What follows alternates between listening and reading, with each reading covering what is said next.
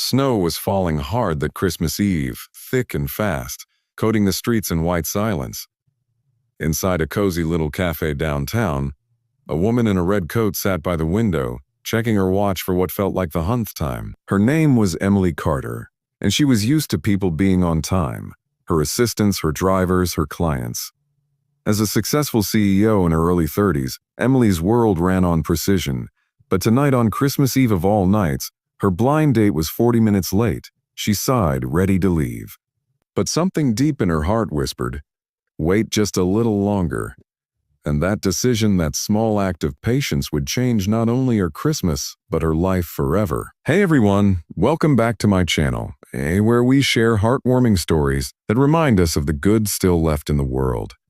If you love stories about love, kindness, and second chances, make sure to subscribe, hit the like button, and share your thoughts in the comments below. Now, let's get into today's story, Blind Date. On Christmas Eve, Emily had almost given up on dating. Running a tech company left little time for romance, and most of the men she met were more interested in her money than her heart.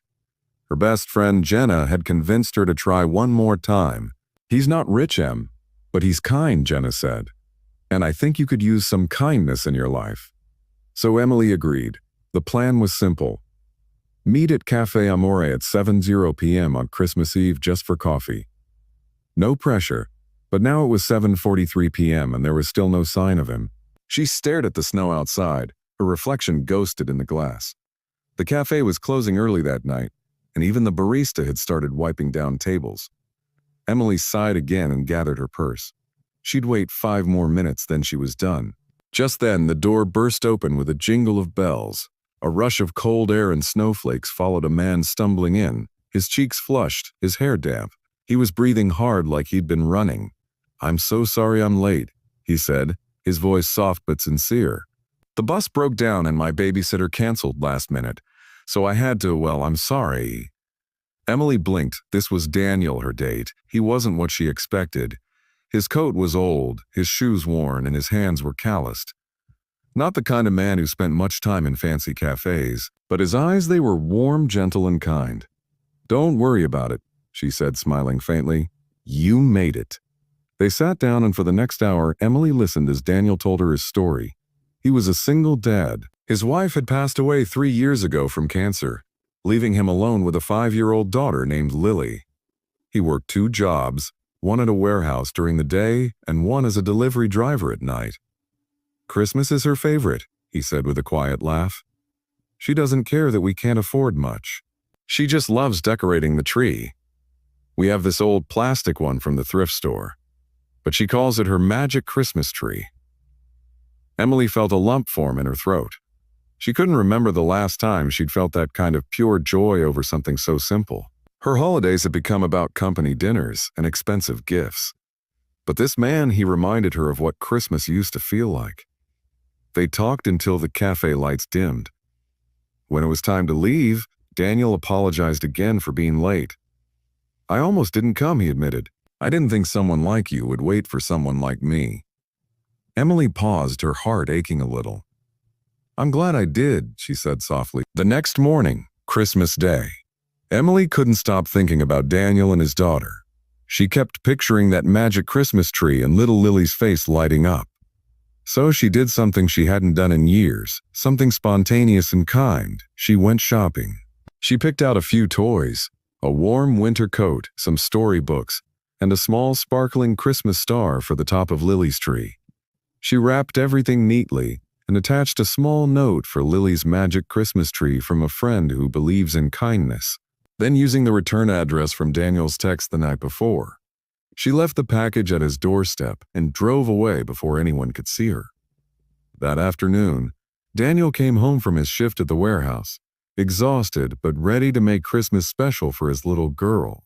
He opened the door and froze. There, sitting in front of his apartment, was a box wrapped in gold paper. Lily squealed with delight. "Daddy, Santa came." Daniel opened the note and read the message, his eyes filling with tears. He looked around, but the street was empty. He didn't need to guess who it was from. He just smiled, whispering, "Thank you, Emily." That night, as Lily danced around their tree wearing her new coat, Daniel felt something he hadn't felt in a long time. hope, winter melted into spring, and Emily got busier with work again. But she couldn't stop thinking about that Christmas Eve. She'd gone on with her life, yet something inside her had changed. One afternoon, she got an email from Daniel. "Hey, Emily, I don't know if you're free this weekend, but Lily's in a little school play. She's a snowflake. She'd love if you came. I know it's not your kind of event, but it would mean a lot to us." Emily smiled at her screen. For once, she cleared her schedule without hesitation. When she arrived, she saw Daniel sitting in the back row of the small school gym, his camera ready. Lily spotted her and waved excitedly, her little paper snowflake costume crinkling as she bounced with joy. After the play, Lily ran up to Emily and hugged her. "Thank you for the Christmas star," she said. "It's still on our tree, Daddy says. It's our good luck charm." Emily felt her heart swell. She looked at Daniel, who was watching her with quiet gratitude. Maybe kindness didn't just change someone else's life. Maybe it changed yours, too. 1 year later, the same Catholic Café Amore was bustling again with holiday lights and laughter. At a corner table, Daniel waited nervously in a clean shirt and nude jacket. Beside him, Lily, now 6, sipped hot cocoa, swinging her feet.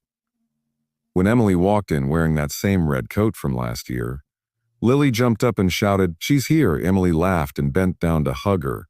Daniel stood, his smile wide and genuine. "Traffic okay this time?" Emily teased. Daniel chuckled. "I made sure to catch the early bus." They sat together, sharing stories, laughter, and the warmth of something real, something built on patience, compassion, and kindness. As the snow began to fall outside again, Emily reached across the table, her hand brushing Daniel's. "Do you ever think about how one small choice can change everything?" she asked. He nodded. "Every day," he said. "You waited that night, and because of that, I got a second chance at happiness." She smiled, eyes shining. "Maybe we both did." That Christmas Eve, under the glow of cafe lights and drifting snow, two people who had lost faith and love found it again. Not through grand gestures or perfect timing, but through kindness. Emily realized that success and wealth meant little without compassion. Daniel discovered that even in struggle, kindness could open doors he never thought possible. And little Lily, she learned that sometimes angels don't have wings. They just wear red coats and bring stars for your tree. So if you ever find yourself in a rush, frustrated or tempted to give up on someone, remember this story. Sometimes the greatest blessings come wrapped in moments of patience and kindness, because kindness costs nothing, but it can change everything. Thank you for watching this story on your channel name. If this touched your heart, please like, share, and subscribe to help us spread more stories of love, hope, and humanity. And remember, a small act of kindness can light up someone's whole world. Merry Christmas, everyone. Stay kind, Red Heart.